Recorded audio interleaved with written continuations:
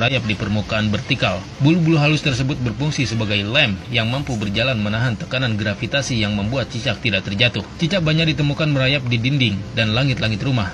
Terkadang dia turun ke meja makan dan masuk ke wadah makanan. Terlihat menjijikan bagi banyak orang.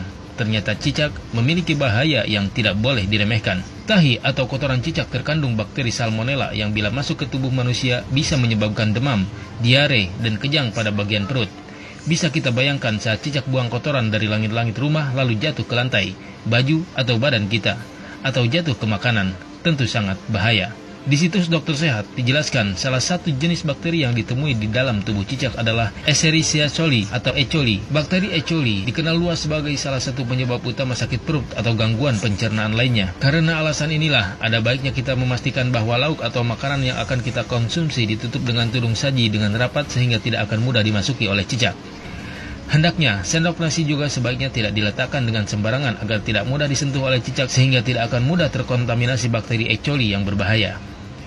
Sejumlah ulama menerangkan bahwa cicak memiliki racun cukup berbahaya, lebih-lebih jika dia menjelati makanan dan minuman, lalu memuntahkan racunnya padanya. Maka cicak disifati sebagai hewan perusak makanan dan menimbulkan bahaya.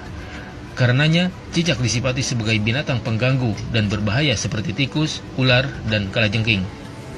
Cicak masuk pada ujian madarat di samping ujian keimanan. Ya, ada madarat. Bukankah ketika cicak datang menandakan bahwa banyak kotoran yang ada di situ? Ada bakteri E. coli yang dia bawa. Ada kotoran-kotoran yang ada di sekitarnya. Yang dimakannya pun yang kotor juga. Apa makanan cicak? Nyamuk. Nyamuk. Jadi ini menandakan bahwa ketika cicak hadir itu dia diciptakan oleh Allah. Bukan diciptakan untuk dibunuh. Diciptakan untuk menandakan ada madarat di sekitaran itu dengan kotoran-kotoran. Makanya diciptakan oleh Allah untuk menunjukkan ya, ada yang kotor, ada yang gak bagus, termasuk dirinya sendiri. Maka Nabi menyampaikan riwayat Sa'ad bin Abi Waqqas, ya, qala anna Nabiy sallallahu alaihi wasallam, bahwa Nabi sallallahu alaihi wasallam amara qatlal waza', memerintahkan untuk membunuh cicak. Membunuh cicak dan ada pahala di situ. Bunuhnya cicak itu seperti kita membunuh nyamuk untuk menunjukkan ada kotoran-kotoran di situ yang hikmahnya harus kita jauhkan. Memang diciptakan dia untuk menunjukkan itu dan harus dibunuh dia. Harus dibunuh. Ketika Anda bunuh itu bukan cuma ada pahala di situ, tapi menghilangkan keburukan-keburukan yang mungkin muncul. Termasuk di situ mengusir keadaan-keadaan jin, karena jin senang di tempat yang kotor. Makanya saya bisa katakan kalau ada cicak tuh beberapa tempat, itu jin biasanya ada juga di situ. Karena senang di tempat-tempat yang kotor. Senang di tempat-tempat yang kotor. Jelas sampai sini? Dalam kitab Al-Mawsu'ah Al-Fiqhiyah, membunuh cicak dan sejenisnya termasuk disyariatkan dan disunahkan. Termasuk yang disyariatkan untuk dibunuh adalah ular. Begitu juga disunahkan membunuh cicak meskipun tidak menyakiti. Hal ini berdasarkan hadis yang diriwayatkan Sa'ad bin Abi Waqqas radhiyallahu anhu, bahwasanya Nabi Shallallahu alaihi wasallam memerintahkan untuk membunuh cicak. Beliau menyebut hewan ini dengan hewan kecil pengganggu. Alasan lainnya, dari sisi histori, karena nenek moyang cicak bersedia menjadi alat setan untuk menimbulkan keburukan kepada Khalilullah Ibrahim alaihissalam, berusaha meniup api yang membakar Nabi Ibrahim agar terus menyala. Dari Ummu Syarih radhiyallahu anha, ia berkata, Rasulullah Shallallahu alaihi wasallam memerintahkan untuk membunuh cicak.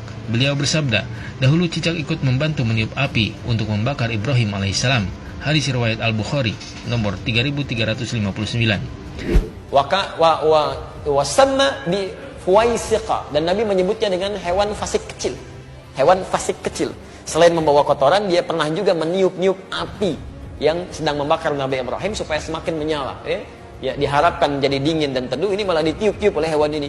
Makanya ketika Anda membunuhnya, bukan cuma menghilangkan kotoran, tapi plus ada pahala di situ. Pahalanya di situ dengan sekali pukul ada 100 kebaikan, ya kan? Berdasarkan hadis riwayat Al-Bukhari dari Ummu Syuraik, nomor hadis 3359.